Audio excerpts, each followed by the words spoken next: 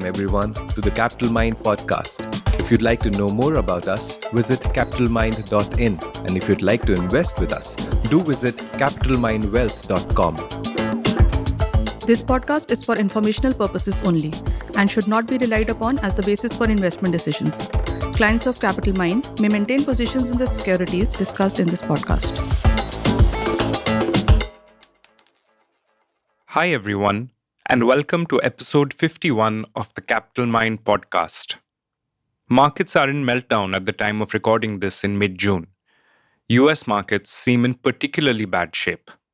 Cryptocurrencies are doing even worse, and layoffs are also being announced with increasing frequency. In this depressing environment, Deepak takes a look at one possible bright spot: gold. We discuss if gold is a good hedge at this point of time, how it's done in the recent and not so recent past, and what are the best reasons to buy gold in the first place. We then take a look at digital gold, physical gold, which includes jewelry, and sovereign gold bonds. We finally end with Deepak's recommendation on the best way to buy gold for most people. So listen in and see if gold makes sense for you and your portfolio.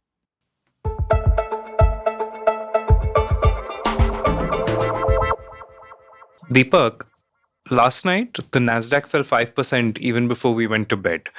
If you look at the charts, Bitcoin is down some 50% in 6 months. And there's that company you were talking about where they've suspended redemptions, even though their whole claim to fame was your money should be yours and you can do what you with it. So given how brutal this whole situation has been, what is our savior in this time? Isn't it supposed to be gold? And so that's what I come to you with. Is gold where we need to turn to since everything else seems to be going to hell? I wish you were right, Shray. In fact, one of the things that I think are a fundamental problem with what's happening right now is that the idea of gold was that it will give us superior returns in a time of a crisis. That means when things are bad, you can depend on gold to at least appreciate, if not anything else, and to also be that hedge which says, oh, everybody's going to run to gold, so therefore we should, buy gold and keep it for those rainy days, if you may. Yesterday was a rainy day because, as you said, Nifty fell 5%, Bitcoin is down 50% in by 1 or 2 weeks, 30,000 down to 20,000. We're down, at least from a perspective of financial markets. Every single thing was down yesterday. There was a point at which of the S&P 500, there are 505 stocks in the S&P and all of them were down. And Bitcoin was down, gold was down, bonds were down. Everything was down. In a place when everything is down, you're thinking, why is gold down? Shouldn't everything But the point is, it's a different world. Gold has become a financial asset now rather than a real asset. And I say this because so much more gold is being held now by people who are playing it through financial means, ETFs or gold funds or whatever it is. These are the holders of gold that are traditionally trading in and out of it and therefore determining the price of gold rather than necessity based or people who are buying it out of fear.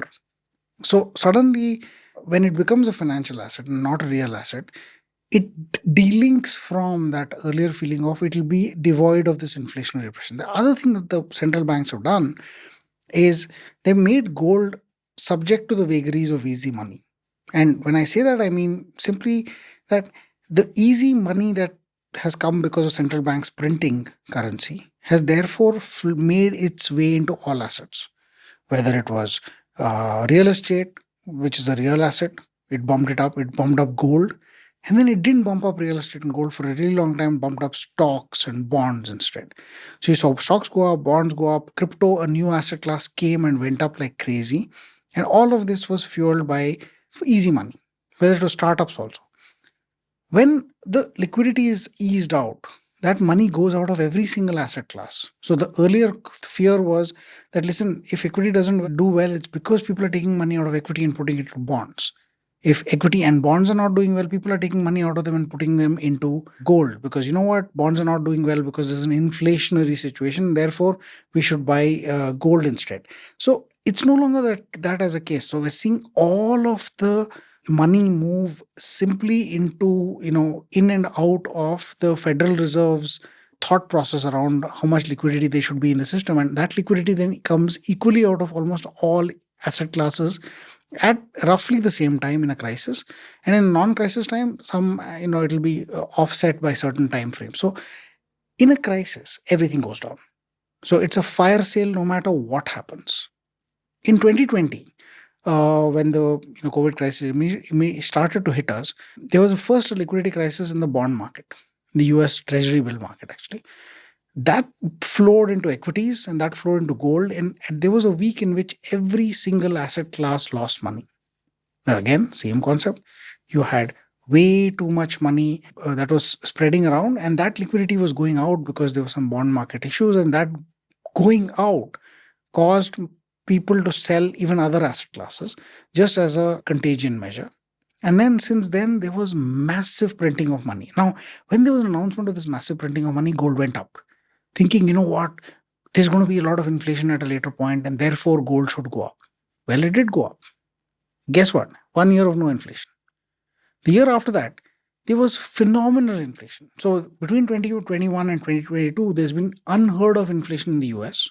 The US is right now at 8.6% inflation year on year. India is at 7%. Even if you consider a bit here and there, but that's a little bit lower. But the West is mostly higher than 7% for the most part. You're sitting there in that inflationary period of not just 1 month or 2 months, but 1 full year when crude prices have gone through the roof. Gold is at $1,800, and it was $1,800 2 years ago. And it was $1,800 plus in 2011 when they embarked upon unlimited QE. So in 10 years, the gold price in dollar terms has not beaten inflation. In rupee terms, something very interesting has happened. It's just that the rupee gold has appreciated because of dollar appreciation. You might as well have bought dollars because the gold price is the same. There's another thing that happened. In the middle, in 2013, there was this situation around real gold. India wanting to limit the imports of gold. And that, I think, we saw that the Indian gold imports were reaching a certain high, and India's second largest import after crude. And because we can't export gold, all the gold that's imported, it's called non-monetary gold, because monetary gold is just taken by the RBI. Non-monetary gold cannot be exported as gold itself. We can export jewelry. But this non-monetary gold imports reached a very high level in 2013, and that time when we had a currency crisis, the rupee went from 46 to 68 in roughly 3 or 4 months. That's when they put a blockade on the entry of gold completely, and they said, okay, let's do this, let's slowly ease it out, but increase the duty. So they made the duty 12.5% over time. Now it's down to 10%. But still, that means gold 10 years ago did not have had a 2% duty. Today, it has a 10% duty. So the price of gold in rupee terms has an 8% bump up simply because the government of India has duties. Yet, the total returns since 2011 is actually negative if you offset inflation, which means all the inflation in the last 10 years is exactly what gold has given us. And all that inflation return is corresponding to an 8% increase in duties plus the dollar depreciation that you've got in the last 10 years. Gold has given you a positive return only because of these factors, not because of inflation, not because of it being a phenomenal hedge against anything else. Roughly put another way, if you had just bought the US dollar, you would have pretty much beaten inflation in the last 10 years. Having said that, I think, the problem of our thought process around gold is that the fact that it's a feeling that we should buy gold because it kind of hedges against something and things like that. I think, this is where fundamentally I think it has at least not shown the promise from the perspective of the past data. I won't talk about times before 2011 because the decade before that was interesting, and perhaps we can talk about that as we go along. But it's quite interesting that the last 10 years have been a disappointment in the time of the world's greatest boom ever in equity markets, perhaps, greatest inflationary time in the last 2 decades. That is the last 1 year, especially for the West, that gold is not really doing quite as well as it should. And you know what? Even today it's down, maybe 0.5% to 1%. It's still $1,800 per troy ounce. Quite remarkable that that's still the case. I think that's a very interesting point. And I guess just thinking, building on what you said, I think starting maybe with the financial crisis and the money being money printed thereafter, gold has started behaving more and more like a financial asset, as you've pointed out. So just thinking that through, perhaps the current, then if I may say, failure of gold to act like the hedge or the safe haven that we've been hoping it to act as is, could I say, a temporary phenomenon because all this excess liquidity exists? And once all that is just simply mopped up, gold can go back to being the safe haven it used to be. And talking about, say, it's pre-2010 days, like you said, where it had a better track record. That's one point. And the second is, I get it. It's really failing us then in this regard as a hedge against inflation or as a safe haven in that sense. Although 0.5% does sound better than 5%, just saying. But nonetheless, what is then the best reason to still buy gold? I mean, are there still reasons to buy gold given that it's not doing what we think it should? Yeah, and what I talked about was the last 10 years, but if you look at the last 20 years, 22 years, then you look at the gold return. It's in rupee terms, roughly a CAGR of 11.2% per year. Nifty CAGR is about 14%, 13.7. So roughly 2% more CAGR per year with roughly the same amount of volatility. There is actually a reason to say, well, hold gold for a really long term and perhaps over multiple cycles, it'll kind of give you roughly the same returns as even the index, as close enough to the equity indexes as possible. In 5 years, so if you took a 5-year rolling returns, and I'll say the last 5 years have been extraordinarily good because gold was at a low in 2016, 2017, and gold is at a high-ish compared to that time now. But if you look at 5-year rolling returns all the way back from 1999 in rupee terms, gold has outperformed the Nifty roughly 1/3 of the time, 33-34% of the time, which means if you had held the gold for 5-year periods and you also had held the Nifty for 5-year periods, 1/3 of the time, your gold would be the better performing asset than compared to the Nifty. And if you did this on a 10-year basis, it's about 39%. That means 1999 to 2009, and 2000 to 2010, and so on. Those rolling periods, you would find that gold has outperformed the Nifty. So in a way, it's not such a bad asset to hold financially looking at the distant past. But I think something fundamentally has changed in the last 10 years. That's because the world has moved to becoming more financially aware and more financial asset aware. That means we convert everything into a financial asset. Bitcoin, it's supposed to be a commodity, something that is supposed to be against gold because there's a limited amount of supply and all that. But they found a way to create supply by creating other coins, which could be created in response to certain activity and so on. And that they've managed to change that concept of what is supposed to be a real asset and hedge against inflation into a financial asset which can be speculated upon. Gold itself is a fairly large speculative commodity, and now so is crude oil, and because a lot of the players in these markets are financial players and not, so nickel and cadmium and molybdenum and all of these things have more and more become financial assets than anything else. But the last 10 years, gold has gone nowhere. And I think there's a good fundamental reason for this, is that when the world moves to financial assets, you don't find the same need for holding something as a hedge. Think of the old days. I would buy gold thinking, listen, if something happened to me, I could at least sell the gold for some value. It turns out that perhaps that's not the same reason you would own anything today. In a lot of ways, and at least not gold today, because if you want to sell something in a crisis, there are better items to do so. Gold itself does not do, and we'll probably have to talk about that because that's the fear factor feeling of gold. But at some point in time in the last 10 years, India stopped being the biggest importer of gold. Now it's China. So India's gold being the second largest import still continues to be a very large import for India. And even part of it is smuggled in 2013, when they increased the amount of duty to 10 to 12.5%, there were innovative ways of smuggling gold in. People started smuggling gold in weird things. For instance, they would wear gold buckles of their belts and their watches. The idea being, you could have a 1 kg on your wrist made of gold.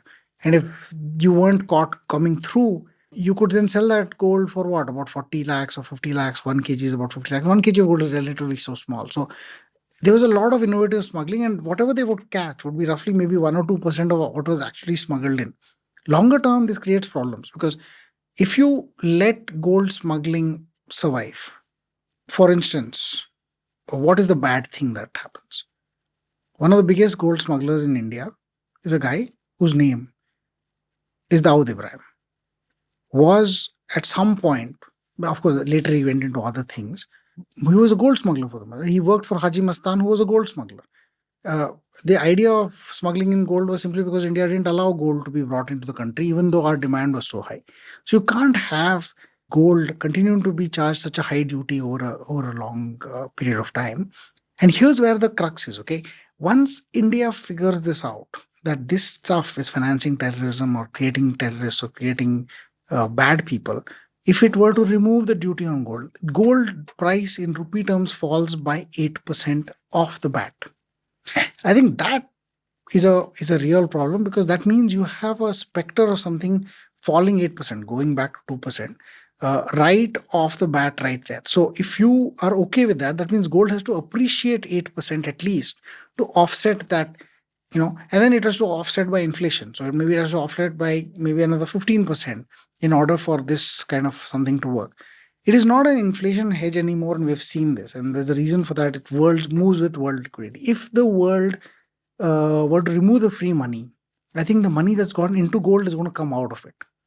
If that money comes out of gold prices are going to fall. In which case, you might want to buy it after it has fallen.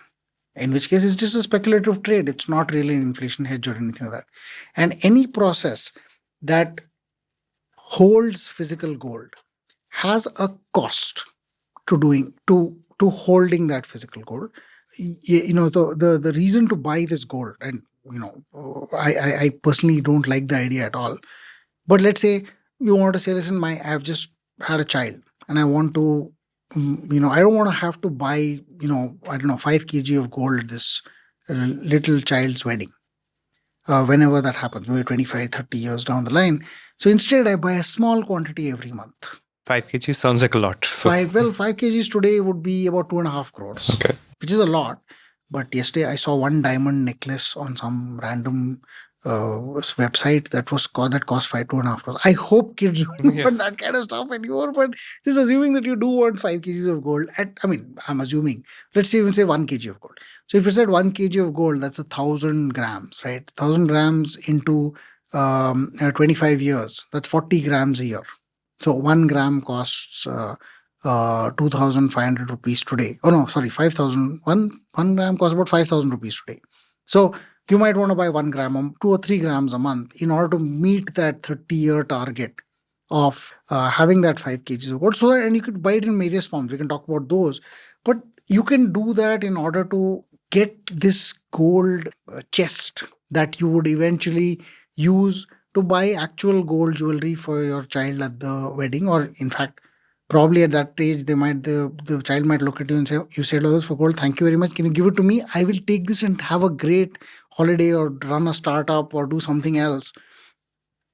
But your job was to save for the wedding, and you've done that. So that's also fine. But that's maybe a good reason to buy gold. It being an emotional reason, not a financial reason. I'd suggest the same thing for houses. Don't buy houses because you think they'll make you money. Buy a house to live in, which is an emotional reason, not a financial one. Makes sense. What about this reason though? At least there was this thinking, and I still have it to some extent, that if you had, say, X amount of gold, say 5% of your portfolio, 10% of your portfolio, and physical gold, maybe somewhere safe, then you're like, you know what, even if the whole world goes to hell, even if all these crypto things go bad, even if all stocks fall 30% and never recover like Japan or whatever, if that is even correct, at least I'll have this asset set aside that is safe. How's that as a reason? That's a very good reason. It's a very interesting reason of the that was there in the past. But in the recent times, I look at recent examples. So the number one example right now is Ukraine. Ukraine, there's a crisis. People have been thrown out of their houses. They could take whatever they could and go away. It turns out that the kind of stuff that has value isn't gold per se. Gold perhaps does have value in the sense of it, this thing, but it's also more difficult because if you get caught carrying it, a bunch of soldiers might just say, "Listen, I'll take your gold. You please go. I've saved your life. I'll take the gold from you. That can be stolen away from you."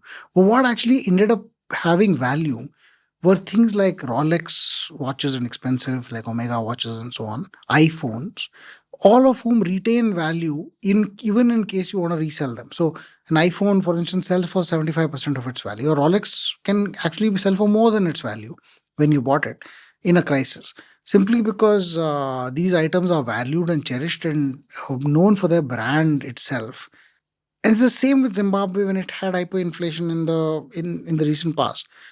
People were exchanging pens, watches, Mercedes cars. Well, Mercedes cars was not there, but it was Rolex watches and stuff like that. But they were using that as a store of value, saying, when there's a crisis, I can go somewhere else, I can give them a watch or a pen.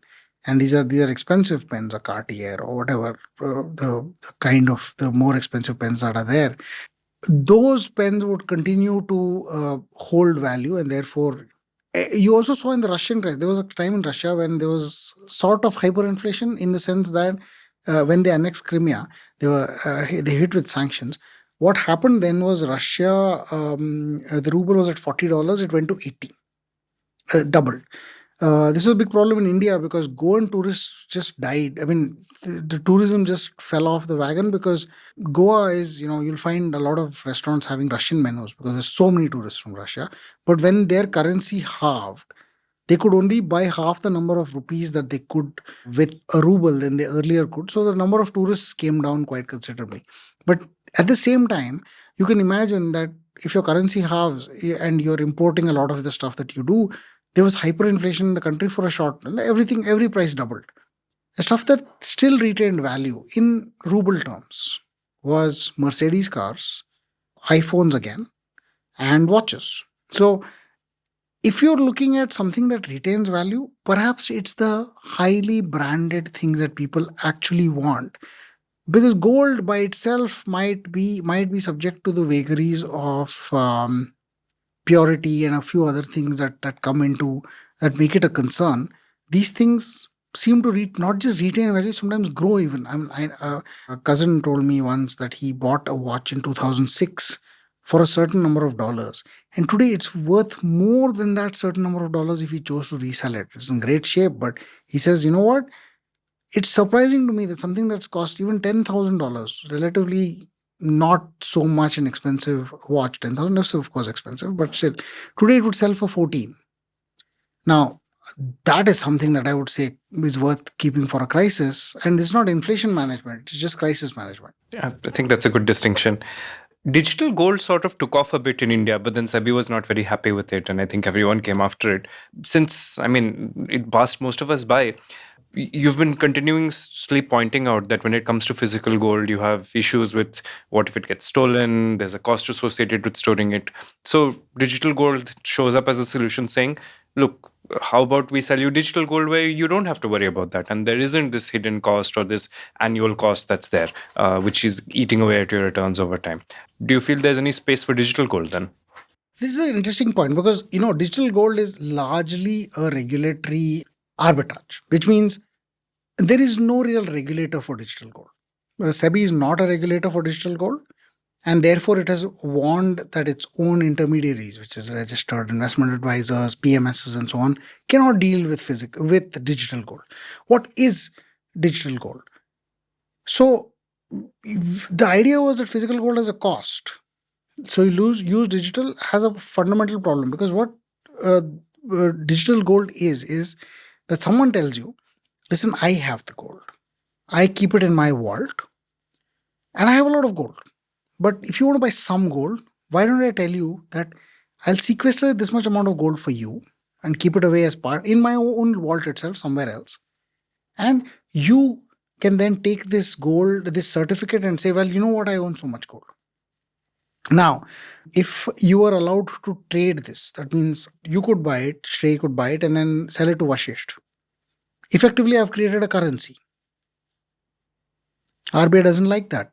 RBI doesn't like that one little bit. So RBI says you're not allowed to trade it. So the way digital gold works then is to say you can buy and sell only from the entity that is storing the gold, which is also great because I can sell it to you and buy it back from you.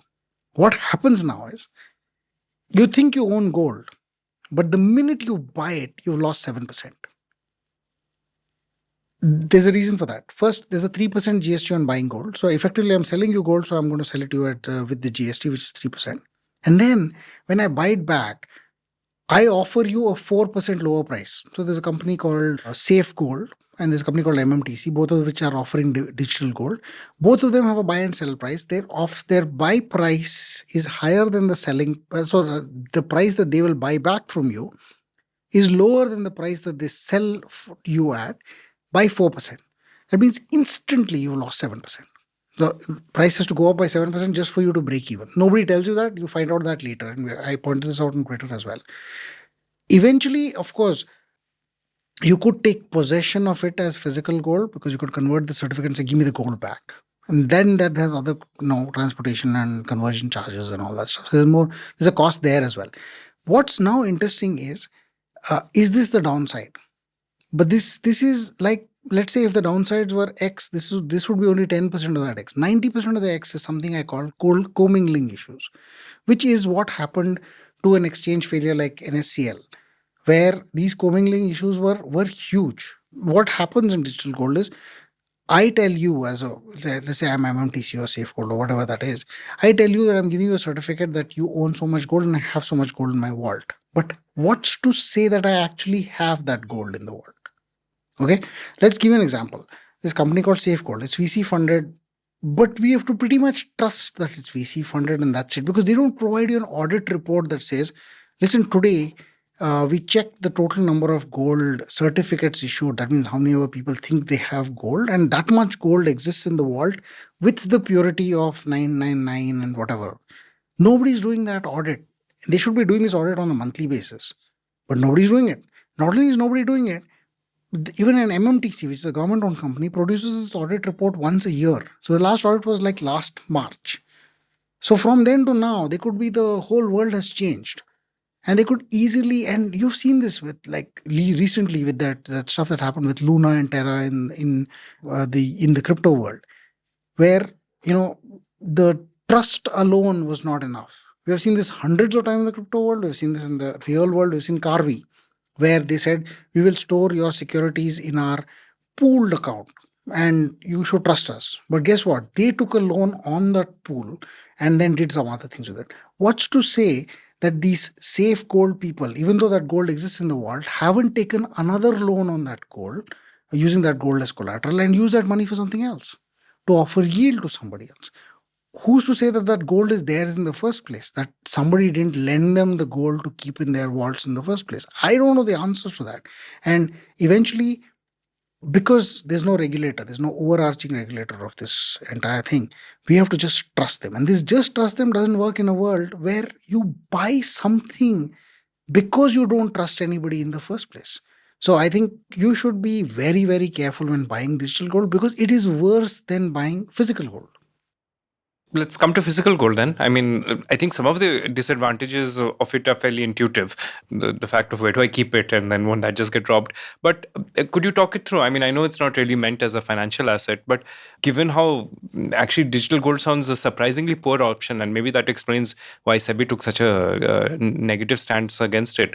But if you were to look at, say, physical gold, kind of does the job, right, that it's supposed to. I mean, just buy a safe and hope for the best. The interesting thing about the physical gold thing is it's the oldest thing in the world. So it precedes a lot of financial assets.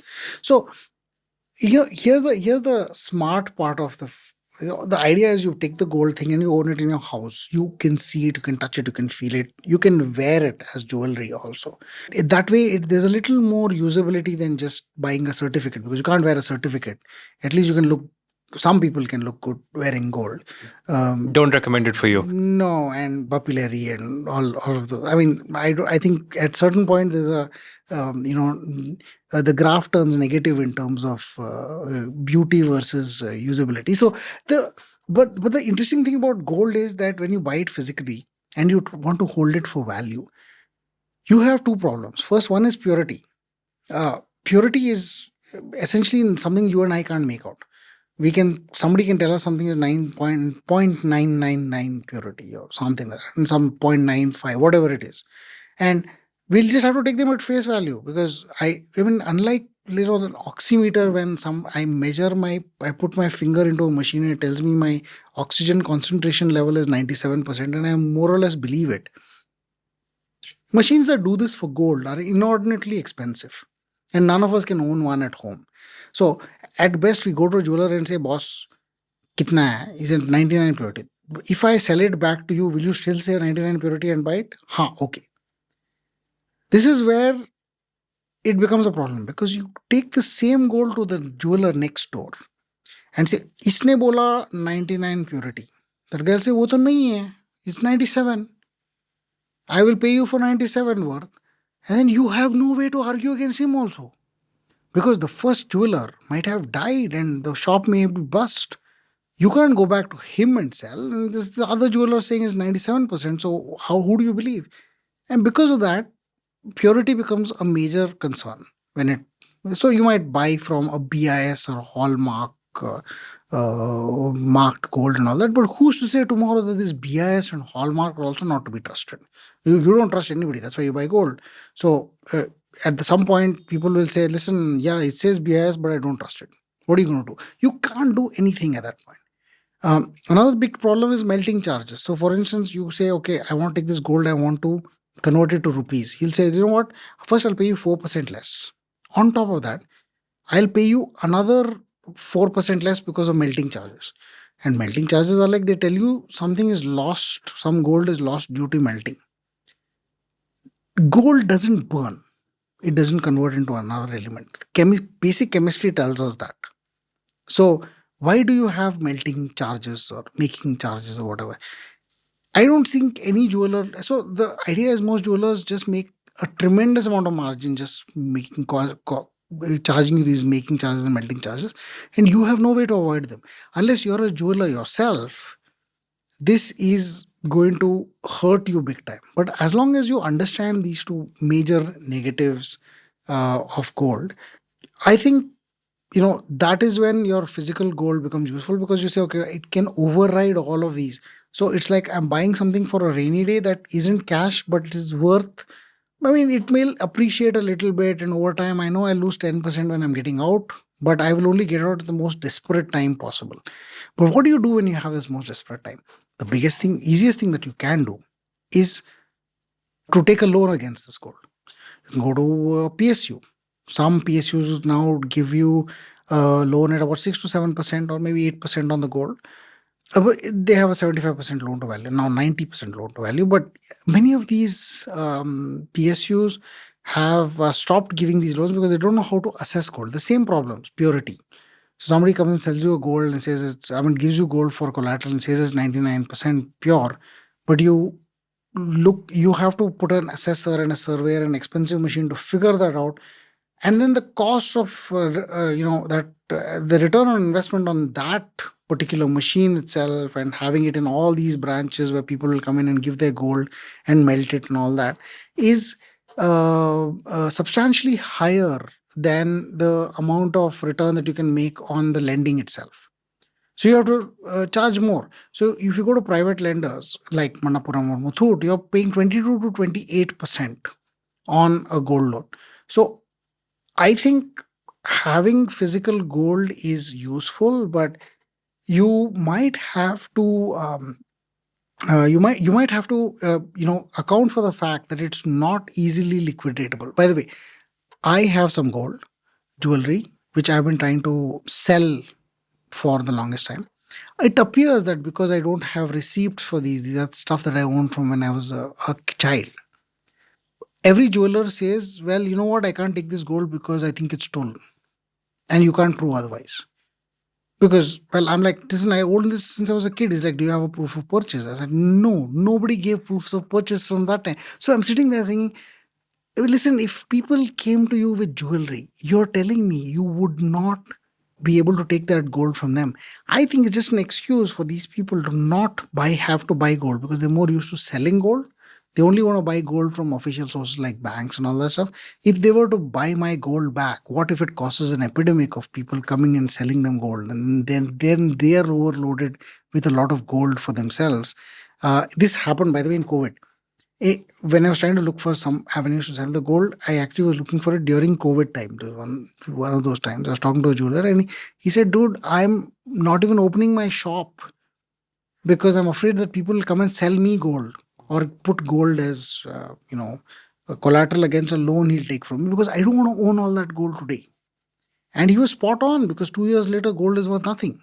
And I mean, in comparison, even if he charged a 5% interest rate, he wouldn't have got as much. The last bit is you could buy an ETF that holds physical gold. So the ETF buying physical gold has a 2% per year cost, which means over a 20-year period, you're getting at 40% lower returns than gold itself. So if gold is appreciated 100% in 40 years, which is possible because 100% 40 years is about 2% a year, you will get only 60%. So this also has another problem that the ETF company itself could go bust. The gold they hold for you, therefore maybe sequestered or used for something else. Think of the Celsius situation now where people had kept their Bitcoin, not Bitcoin, they're called USD coin, USDC, which is supposed to be a stable coin. They kept that as collateral against great yields. So they kept it saying, Celsius said, listen, you keep it with us and we'll use it to make great returns and give you a portion of those returns or give you great yields. And yesterday they said, listen, no more transactions. Tomorrow their rule terms and conditions says that if they go bankrupt, you're going to lose all the collateral you placed with them. So a place for safekeeping can effectively take away your stuff and say, I'm sorry, we can't return it back to you. So given that, I think an ETF can do the same thing if there was a fraud of gargantuan proportions. They may not even be gold that's underlying what you are. And you buy gold because you don't trust anybody. So therefore, trusting the ETF also becomes a problem. All right, but we have come up with something reasonably sensible that has a little higher degree of trust than, say, random ETF company or even a well-funded VC company or sovereign gold bonds. In fact, I own a little bit for my parents and so on. But sovereign gold bonds seem to take away a lot of the problems. They pay you, 2.5% a year? So that's like the negative of it's almost the negative of the holding cost or the insurance cost or whatever. And then it's the government at the other end, which sounds like a reasonably good way to get exposure to gold without necessarily having to, deal with all the other problems you've talked about. So what's your view on sovereign gold bonds? In general. Yeah, so sovereign gold bonds are what I would say legal dabba trading in gold.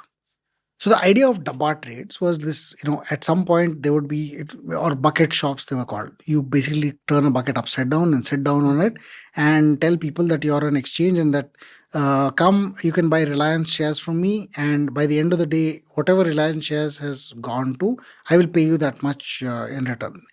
There's no Reliance share actually being purchased. What I'm actually thinking is that by and large, people are stupid. They will bet on the wrong stocks. They will lose money. And if I just tell them that, listen, you buy at X today, by the end of the day, I'll give you whatever that X has turned into the number of shares that you own, I'm going to make out like a bandit because mostly people are stupid. So this will work, of course, for the longest time unless I am undercapitalized. I don't have enough money to pay. And one day everybody else is right and I am wrong. And therefore, I lose a lot of money. But dabba trading is banned simply because of that, because people who do it are undercapitalized or underregulated. If the government does it, it's fine because they're not undercapitalized. And what the government is saying is, listen, let me tell you this. You want to buy gold? Don't buy gold. Come and buy this bond instead. I'll call it a sovereign gold bond. It's sovereign, but it's not gold, but it's a bond. 1, 2 out of 3 are good enough. We'll still call it sovereign gold bond. So the idea is you lend me money Normally you would have lent me money at 7%, but here I'm going to only give you 2.5. And the bond price is marked to gold. That means if you pay me 5,000 rupees tomorrow, if the gold price goes to 5,500, I will pay you 5,500. That tomorrow is 5 years away plus. Now, the first few bonds which were sold at 2,500 rupees a piece, and that was perhaps at a point when gold was at a relatively low compared to today. So we've had gold go up to 5,000 odd rupees per gram of gold, which means the government has paid 2,500 to 5,000 rupees, which is doubling in 5 years, which is a 14% return for the person who bought it, which means the government has paid an interest of 14% plus 2.5% a year. That's about 17% a year. Normally, they could have borrowed at 7%. They've instead borrowed at 17.5%. This sounds a little extreme. But since then, a lot of the other bonds that have come in, they have not yet come to a maturity phase, but a lot of those are earning substantially less than 7 or 8% a year because the gold price spiked up somewhere in the middle in 2020. And since then, whatever SGBs have been issued are just about trading at the same value that they were issued at. And so the government effectively does not have any interest to pay on those bonds for the last 2 years. This is actually great because the government now gets a lower cost of borrowing. So if you lose money, your government gets a lower cost of borrowing, which is effectively means a lower effective interest rate for you in general, because the government has to pay a higher cost of borrowing. It's eating away from your future generations and all that stuff. So even if you lose money, you make money. In a way, it's a better way. And the problem really is, can you trust the government? Now, if you're in Ukraine or Pakistan, Sri Lanka, I think you won't buy an SGB because you won't trust your own government to be financially stable. In India, I think it's far better. The situation is so much better now than it was maybe 5 or 6 years ago. Not 5 or 6, maybe 10 years ago. That I think, you trust the government to return you money. In fact, India has never defaulted to anyone in the past as a government. So I don't think anywhere, that there's a risk of it starting now, and the government finances are in relatively great shape. So I would say this is a great way. There's a great way to participate in the gold market if you are bullish on it or if you want to buy it for other reasons like weddings and all that stuff. The only limitation is you can't buy more than 2 crore per person in a sovereign gold issue. This won't be a problem for almost anyone, as you know, right? At the moment, yeah. But if you assume that at some point, I think it's number of grams, but that translates to about 2 crore or 2.5 crores right now.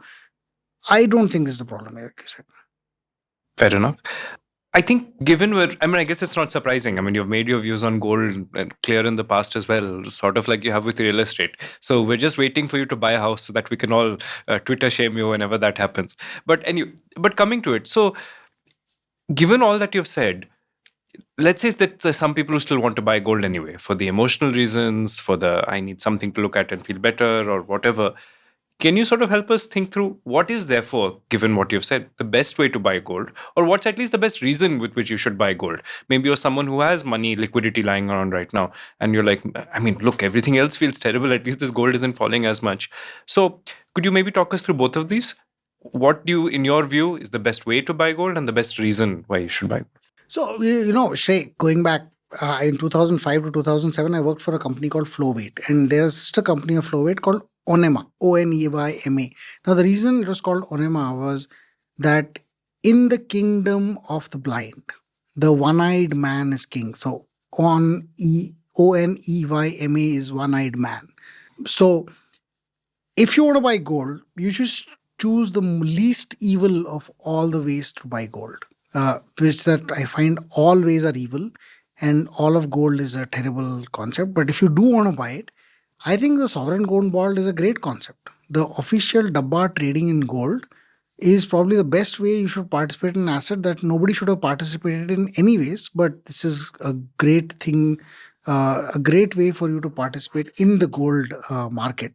And you should think of it as a hedge. You should not think of it as a hedge to a crisis, but you should think of it as actually a way to own gold that you might find a use for at some point in life. And like I will buy a house for emotional reasons, and I'm ready to be, shamed on Twitter for that, because I'm still not buying it as an investment. My net worth will not go up when I buy a house. In fact, probably go down, because I have to pay money to buy a house. But I think this is the same with gold. You buy gold and instantly say that's worth zero. And that'll make you have a lot of peace of mind, because then you don't have to worry about this gold price going up or down. And I say this for to a lot of people, whether they buy cars. When you buy a car, you don't say my net worth is 50 lakhs plus I have a car.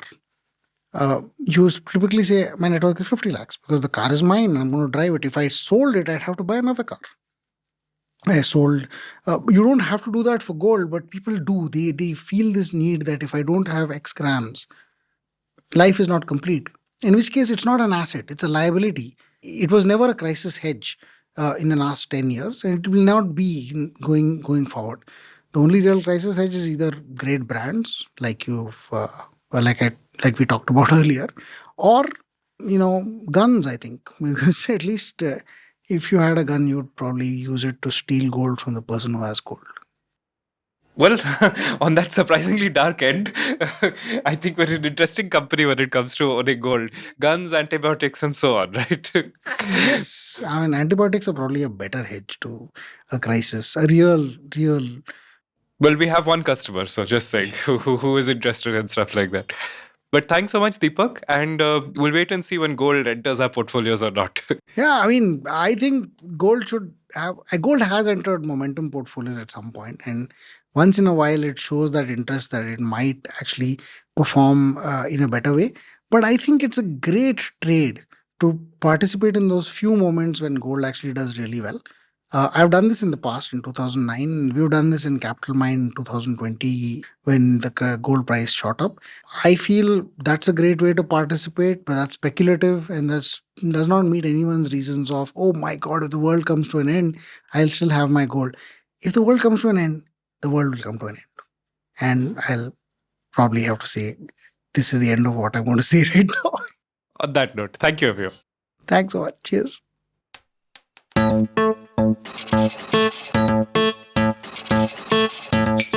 Well, that's it for our episode. Thanks so much for listening. If you've made it this far, please take note of the discount code CMPodcast for a 10% discount on a Capital Mind premium membership. You can see more of our episodes at capitalmind.in/podcast. And while you're on our site, you can learn more about our do-it-yourself and fully managed portfolio management service at capitalmind.in.